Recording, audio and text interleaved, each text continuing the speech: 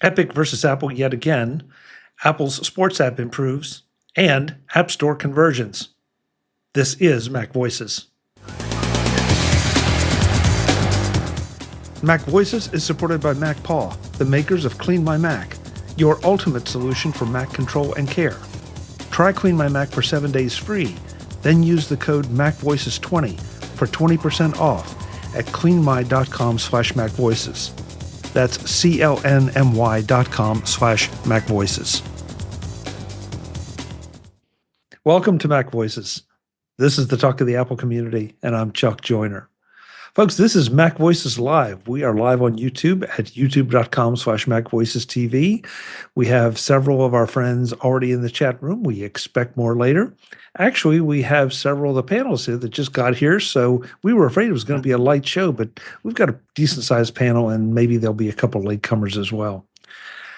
As always, there's a lot to get to, a lot of Apple news, a lot of non-Apple news, but tech-oriented news that affects Apple. So we're just going to get to it and see who's here, and then we will take off. Keeping the normal order, as is normal in my top left screen, Mr. David Ginsburg. David, good to have you. Good to be here. Glad to hang out with you guys this week and talk about Swiss. So, you got quite a list of stuff we're going to talk about, so I'm looking forward to it. Yeah, it was one of those weeks where just a lot of, maybe not big stories, but a lot of things that, deserve a little mention to have a little highlight put to them. So, yeah, you're right. And I will mention, if you don't mind, I'm now debuting my new logo for In Touch with iOS. That's out there on my logo for the first time. Just got it finalized today, so I figured this will be a good place to debut it, and you'll start seeing it, all my branding be changed to this. Okay. Are you getting a tattoo with that? I am. No. I hate tattoos. Don't worry. Okay, let's start a tattoo fund for Dave. A GoFundMe for Dave's tattoo. No tattoos. I'll let other people enjoy them. I don't. Brian Flanigan-Arthurs has arrived. Brian, do you have any tattoos? I do not, at least none that I want to speak about here on live in recording. You lost Eric off the camera. You got Eric right. You know better. That was well done, Brian. That was great.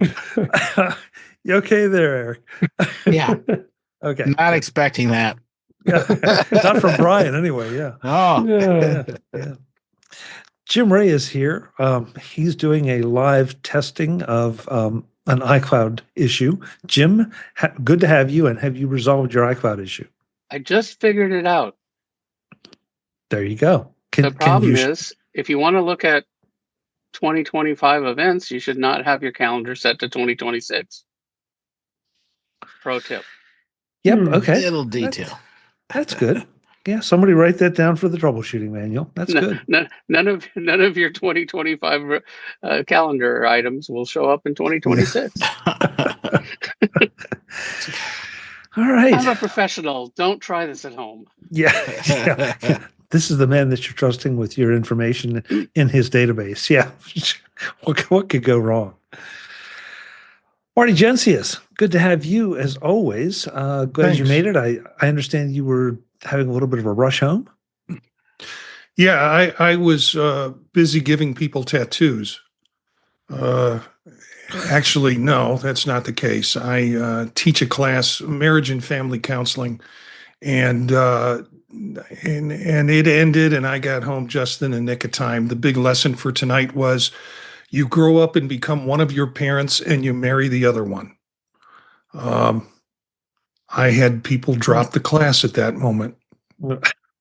I wonder which one put them over the edge. Yeah. I don't want to know. Never mind. Last but not least, he's now breathing again after choking on Brian's comment, Eric Bolden. Eric, I'm so glad you're still with us. Yeah, I was just caught off guard. Yeah. Jeff, I would have believed it. Brian, lulled me into a false sense of peace and calm. Yeah. Well, speaking of peace and calm, what are you displaying tonight behind you? Because it just is sort of peaceful. So tonight we have little teeny tiny baby oh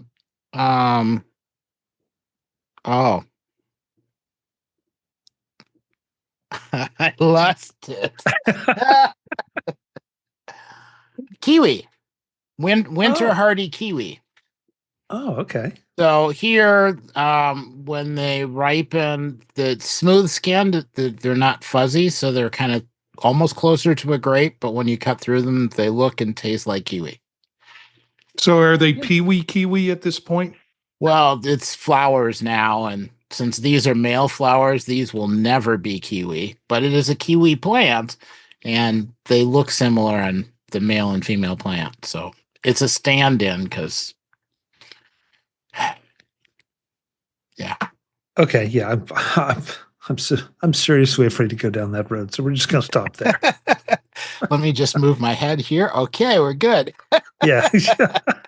The plant sexy bits are hidden from sight. Whew, gone. All right. Well, the first story I have to confess to you all, I was thinking about not bothering to cover it because it's changing so fast, but I don't think we can ignore it. And that again is the Epic v. Apple situation. And I want to throw an article in the chats, but this is from 9 to 5 Mac, and this is, I want to give credit to Marcus Mendez, who is the author of this article, because he's the first one to even hint in a fashion that I think is interesting about how Tim Sweeney is spinning some of the decisions and the way that he sees the world as according to Epic and not Apple. I got to admit, the guy's a master at trying to manipulate things, but he seems to be assuming that the judge's orders apply one direction. Pardon me, to the point that everybody's kind of waiting to see what happens, because part of the order seems to support them trying to get back into the App Store in the US. Another part would seem to say that Apple is justified in having them thrown out of the App Store because they violated the developer agreement. Sweeney has filed another motion with the court to go back in and claims that Apple is violating her previous orders. And as we record this, I think they're supposed to be back in, is it next Tuesday, in front of the judge to I guess argue this point. So I don't know. Stay tuned. God, I got all choked up over this. Stay tuned, because it changes every day, and the Tim Sweeney seems to be very vocal about it, but Apple not quite so much. They've made a couple of little statements, but one big one was that they didn't feel like they should have to put them back in the App Store until the litigation is completely over. That would be the first time it would be reconsidered. The other interesting thing Sweeney did was tie the rest of the world's latest version of Fortnite to the US version, so that allegedly they can all be equal. Everything can be distributed equally. And because Apple won't distribute it in the US right now, Fortnite has just disappeared everywhere. And of course, Sweeney is claiming that that's costing his company money. And maybe it is, but it's of his own making. So I don't know. Have you guys been following this? Ken Ray's been doing a great job, especially yesterday and today, Monday and Tuesday, the 19th and 20th. So go check out macOS Ken. And he kind of boils it down and is keeping up with it. But are you guys keeping up with this? A little bit, yeah. Okay. Any thoughts, Brian? To me, it's ridiculous, how much back and forth is going on, and like you said, the convoluted details that come out and which ones are accurate. It is really hard to follow. Yeah, that's a good statement. It's hard to follow because which statements are accurate, because nobody seems to. It's one thing to make a statement and just have have them disagree. It's another one to have things twisted the way that, in my opinion, Sweeney is. Yeah, So, I mean, does Apple have an obligation to put something in the App Store from a company that already violated the terms of agreement and started this whole process? And now Sweeney is complaining that he can't get back in. And it's sort of like, well, you Fortnited around and found out, basically. yeah, I agree, and that was the thing that the judges, even with her beating of Apple in her most recent decision, would seem to say that Apple is not obligated to put them back in the U.S. App Store because they violated the developer agreement. Has nothing to do with the payment situation, but they violated the developer agreement. So, Dave, any thoughts to add to this? Yeah, I mean, they're going to keep going at it. It doesn't necessarily mean that Apple has to let it in. I mean, that's that's the thing. They want to get Fortnite back into the App Store, and Apple hasn't said yes or no. They're just letting it sit in limbo. Is that? I mean, it just seems obvious. It's deliberate, but we'll continue to speculate and say, why isn't it just let it in at this point? I mean, yeah, it's getting people to notice it, and it's going to get more traffic using it. But I think because Apple doesn't benefit from it, but there's so many apps that are in the App Store that don't charge anything and are fine. But yeah, this story just is getting tiresome to me, honestly, with Epic. Well, one of the points that Ken made this morning when he was doing his latest update is that, okay, so does Apple have an obligation to put anything in the App Store? What about porn apps? What about questionable gambling apps? What about all the other vices that are out there? And where do you draw the line? Just because somebody builds an app doesn't necessarily mean they have to put it in. And especially if that company already has a history of violating the developer agreement. Mm-hmm. I mean, how many times can you openly violate the developer agreement and be forgiven? And do you want to set a precedent? So, I don't know. MacVoices is supported by Clean My Mac, your ultimate solution for Mac care and control. Try Clean My Mac for 7 days free. Then use the code MacVoices20 for 20% off at cleanmy.com/MacVoices. Your Mac is like a high-performance sports car. Sleek, powerful, built to move fast. But over time, the trunk fills with junk, the engine clogs, and suddenly you're in the slow lane. That's why you need Clean My Mac, your pit crew for peak Mac performance. Developed by MacPaw and trusted since 2008, Clean My Mac is notarized by Apple and tuned to keep your system clean, fast, and secure. Think of SmartScan as a full diagnostic, checking for junk files, app issues, and malware in one go. The My Clutter tool? It clears out duplicate downloads like a pro detailer wiping down your ride. The cleanup engine scrubs away system gunk and leftover files like old oil. Out with the sludge, in with the speed. Need security on the road? The Moonlock anti-malware engine is your high-end alarm system, keeping out viruses and threats in real time. Take Clean My Mac for a test drive for free for 7 days. Then use the code MacVoices20 for 20% off at cleanmy.com/MacVoices. That's cleanmy, CLNMY.com/MacVoices. Your Mac has plenty of horsepower. Clean My Mac helps it hit top gear. cleanmy.com/MacVoices. Thanks to Clean My Mac for supporting MacVoices. Yeah. Brian, I brought the next one for you again because, you seem to be our sports guy. But there's a new, oh, shoot. You know what? I apologize, folks. I did not throw that last link in the chat. I got so excited in arguing the point that I forgot to throw it in. So I've just rectified that, and now I'll throw the sports app in. But Apple's, well, that's great. Apple's sports app has gotten updated. Breaking news. Oh. Apple Insider just published a story saying Fortnite is in the App Store. Oh. Okay. Let's look. There it is.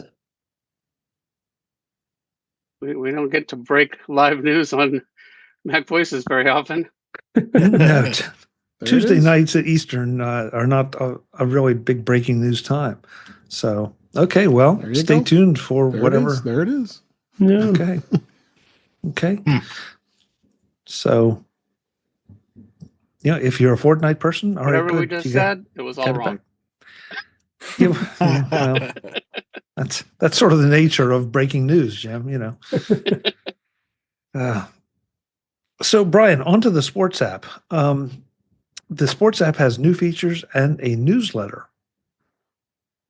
And I'm really curious to see what your thoughts are, especially since it was either this week or last that ESPN has revised some of their distribution model. I don't know that the sports app is going to come for ESPN. On the other hand, the sports app is basically free, and I believe the newsletter is too, from what I read. Or it's in Apple News, so I guess it's technically not free. Have you had a chance to look at this?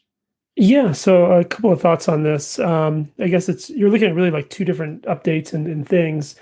One thing was the newsletter aspect, and with the newsletter, I'm not a subscriber to Apple News, but I do like using the Apple News app, and you can still get a lot of articles and information from the Apple News app even without being a subscriber.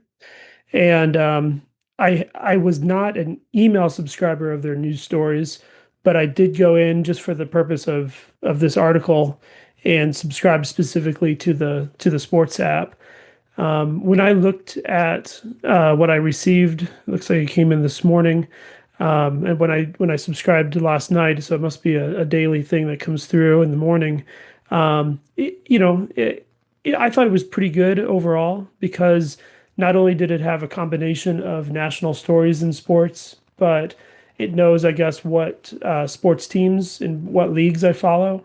So some of my stories were curated, not just general sports, but also the sports of leagues and teams I follow. It does, just like the news app itself, though, also have stories that you can't access unless you're a subscriber. So it's a combination of both. Personally, I'll have to think about how I would use this. I'm a subscriber to ESPN Plus, and on ESPN Plus they do publish a bunch of articles, and also you can follow your teams and leagues and things of that nature as well. And so, would I go back and forth between both sources? Probably not too often, but that's just me there. And then the other aspect I saw was related to, um, let's see, what is it here? Being able to follow who stays and who gets relegated. I believe in regards to soccer, and I don't follow soccer, so I didn't have much use for that portion of the update myself. But yeah. Did it show is there a place to how to subscribe to the newsletter in the News Plus app? I did not see that.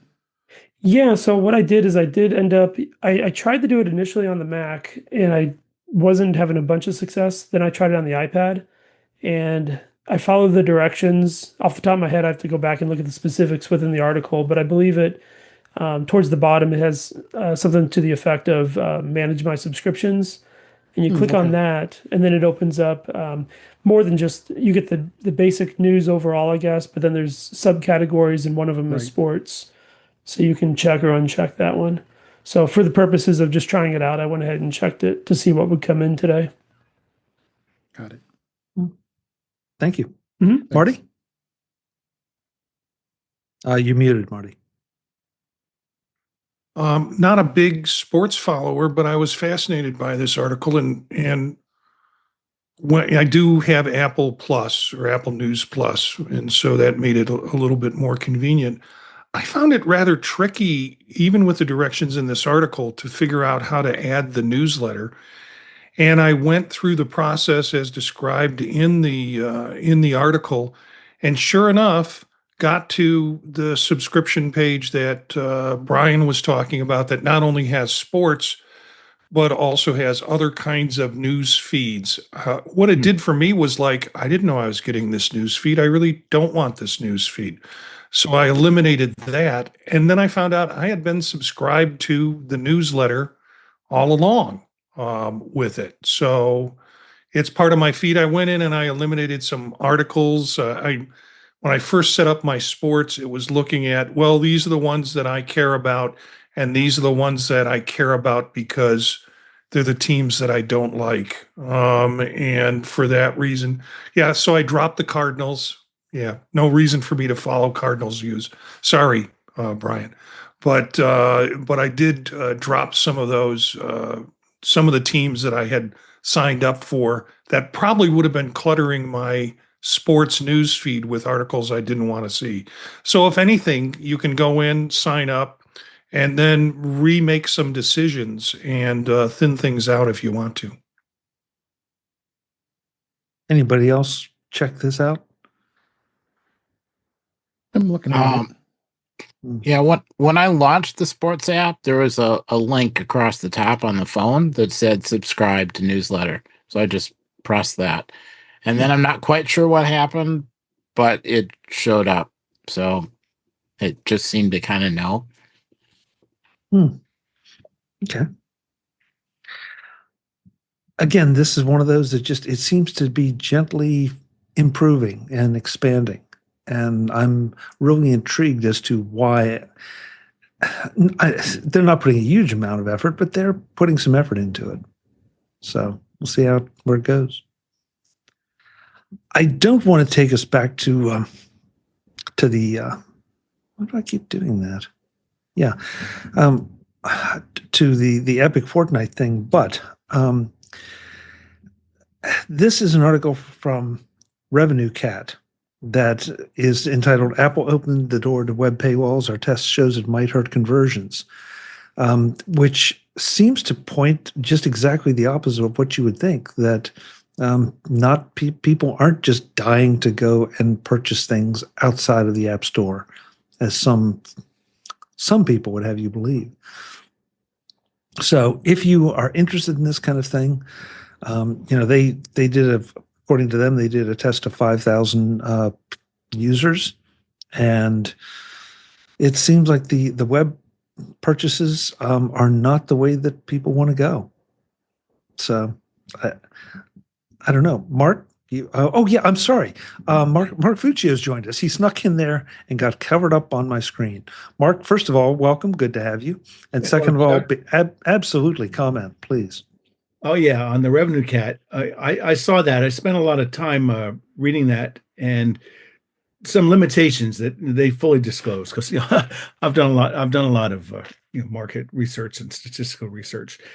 They properly disclose they only did it for one app. So it may or may not be generalizable. They included a section saying if you want to do the same thing, this is how you do it. And they spent a fair amount of inches, column inches, that thing of lore describing that. So I think they're trying to get and broaden to get more data. But it looks like their method seems like it's reasonably constructed. I believe it's statistically sound for their sample. Again, we don't know if it will how well it will generalize. But the other thing is, in many ways, I'm not surprised, because when I buy something on Amazon, if I see it's from a third party, if I see I'm buying from a third party seller, game over. I don't buy it. I've had too many bad experiences. If I see it's sold by a third party and shipped by Amazon, then depending on what it is, I may or may not, buy it. And, I may just look to everything that's sold and shipped by Amazon, even though it's a third party product. So extrapolating that sort of behavior out, I'm not surprised other people would, once they see, oh, well, it's not within the App Store, it's not an in-app purchase, we're taking it to a third party website. I'm not surprised that they see a drop off. I think this is sort of Apple's soft power, and if this generalizes, I think it will be good for them in the fullness of time. Once these legal wranglings, get settled and get put in the past behind them. Brian? Yeah, I kind of agree exactly with what Mark was saying, especially with subscriptions. It's one thing, maybe a one-off purchase, but when there's a reoccurring payment happening, definitely feel most confident, subscribing with Apple. You can look in their very easy to read subscriptions. You can cancel that subscription and then feel confident that you're not going to get charged again. Obviously there's other subscriptions I take part in, but it's got to be a company that I really trust. And yeah, if it's just a random app, I definitely wouldn't feel as confident. May I sneak in a follow up to Brian?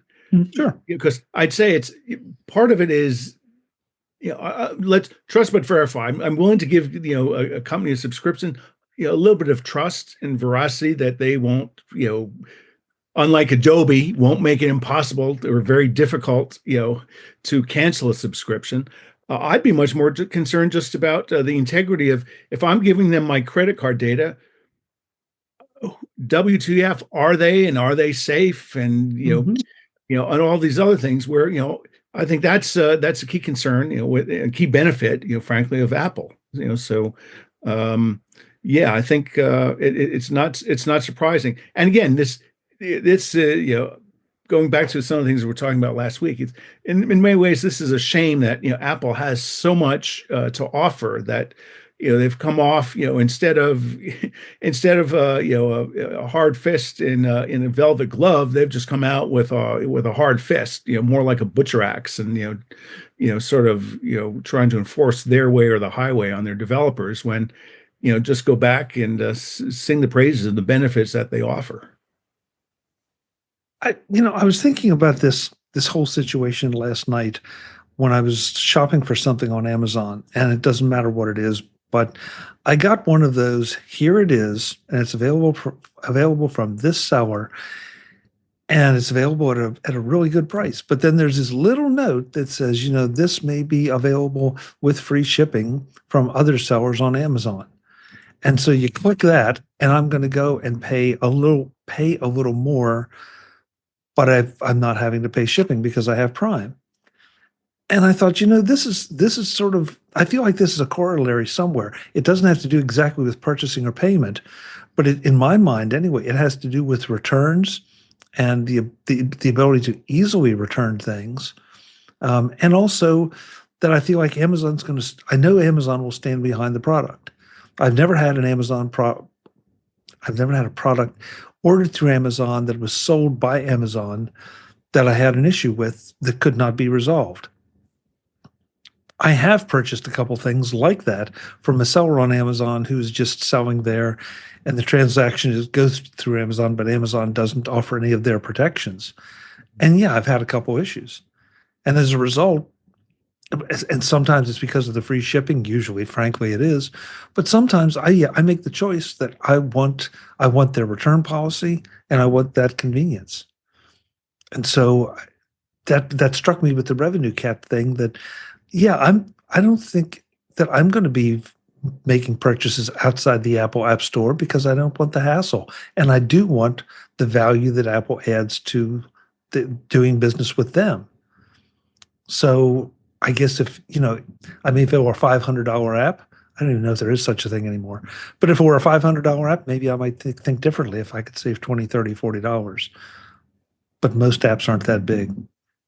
Unless you're buying stuff for Fortnite and then you're spending ridiculous money on all the little junky things. Be careful. That's your opinion. We don't want libel. No, nope, absolutely. But is anybody here really anxious to buy things outside of Apple's ecosystem?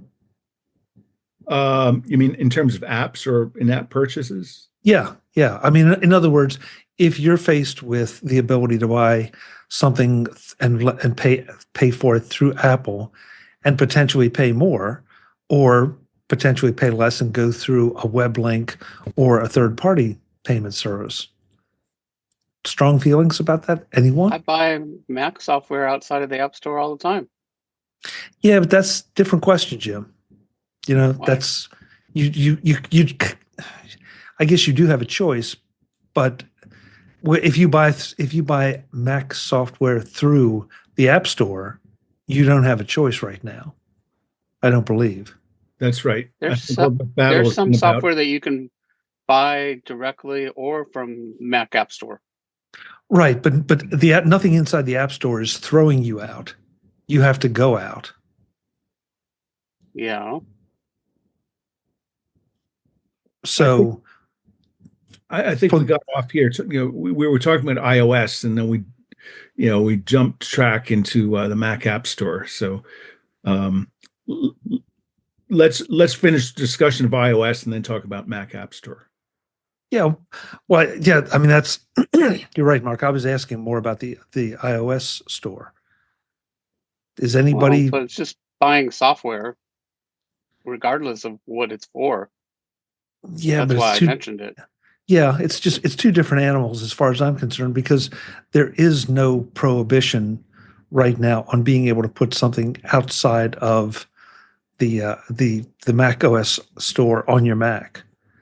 You can, there's plenty of software out there that is not available in the App Store. But with iOS, that's your only option. So I'm asking, do you plan to take advantage of that or make that selection is a better way to say it? No, I've drunk the Kool-Aid. Well, I mean, that's why I brought up Mac software, because I make that choice now, and I probably would for iOS apps sometimes if that was an option. Okay, that's a fair answer. And that's why I was bringing it up. Yeah, and like Jim, I buy a couple of apps that out of the App Store because they have more capability than sort of the brain dead sandbox versions that Apple allows to be sold. Right. Eric, Super Duper and Super Duper and BB Edit are two notable examples, and also DevonThink, because I've been buying it. I don't even know, well before it's even been in the App Store or the Mac App Store existed. So just old habits. Yeah. Eric, are you going to go one direction or the other? For me, it depends on whether it's a one-off purchase or a subscription. Subscriptions, I tend to want to purchase through the Apple Store because otherwise I forget I have a subscription, or if I remember it, I can't remember how to stop it. So I like the ability to look and see, here are all the ongoing subscriptions. Yeah, okay, those can all go. No, I don't need that one. And it's just easier to manage. If it's a one-off purchase, it doesn't bother me. It can go either way. Because I've made the purchase and it'll either be what I want or not or whatever, but I don't have to keep track of it for 6 months or a year. Okay. Marty? Yeah, I typically no. I'm going to go through the Mac App Store where I can, but there are a couple of pieces of software that I just can't get through the Mac App Store that I think are essential for me. I have fallen into the habit of using Text Expander, and I think maybe you can even get that now on SetApp if you want. But I pay a subscription to Text Expander. And then the other one is Audio Hijack Pro. So there are a few well-established, well-known software that's outside of the Mac App Store that is something I'm willing to pay for, but I'd rather keep as much as I can under one hood. Okay. Dave? You muted, Dave. Sorry about that.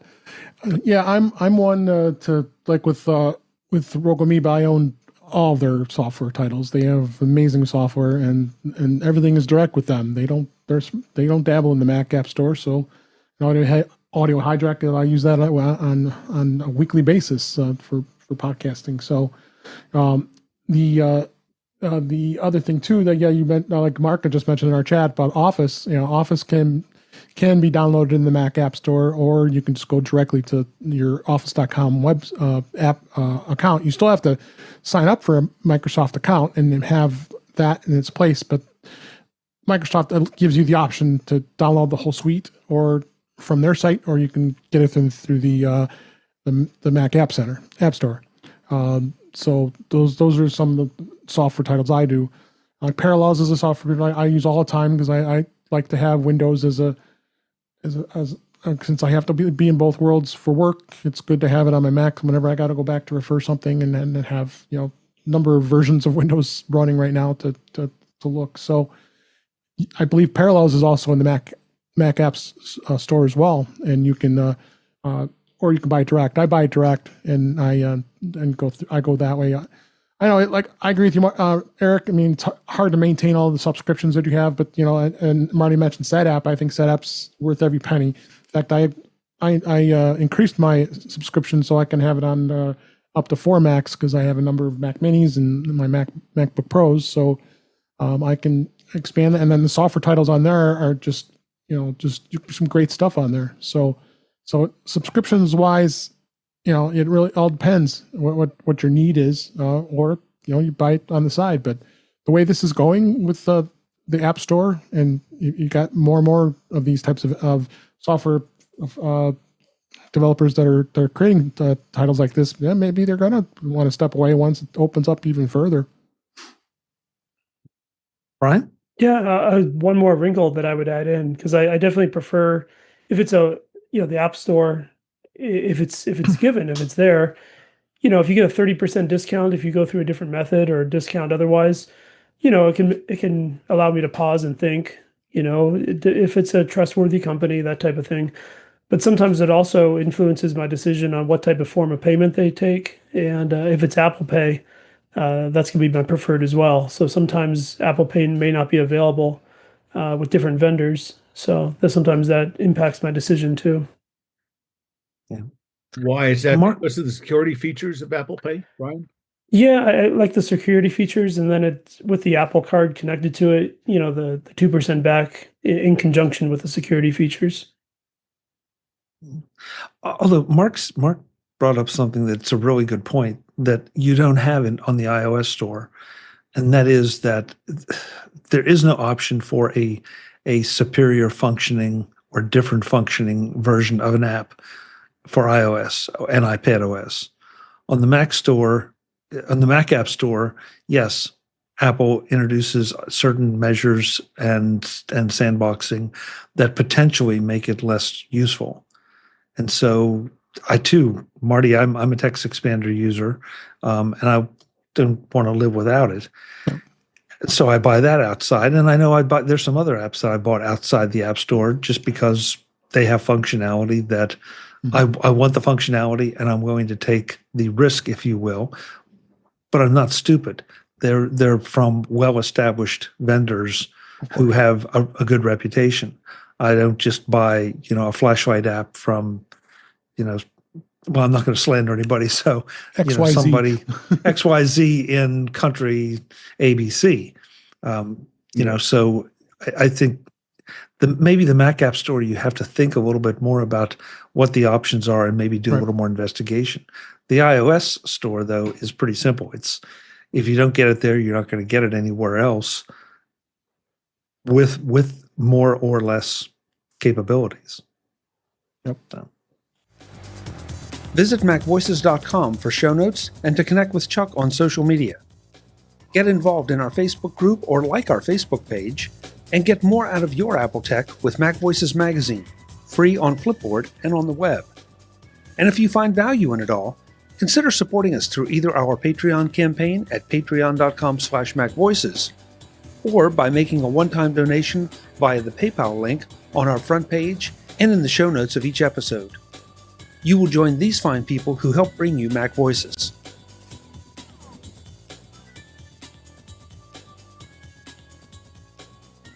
Advertising handled by Backbeat Media at backbeatmedia.com. Bandwidth provided by CashFly at cashfly.com.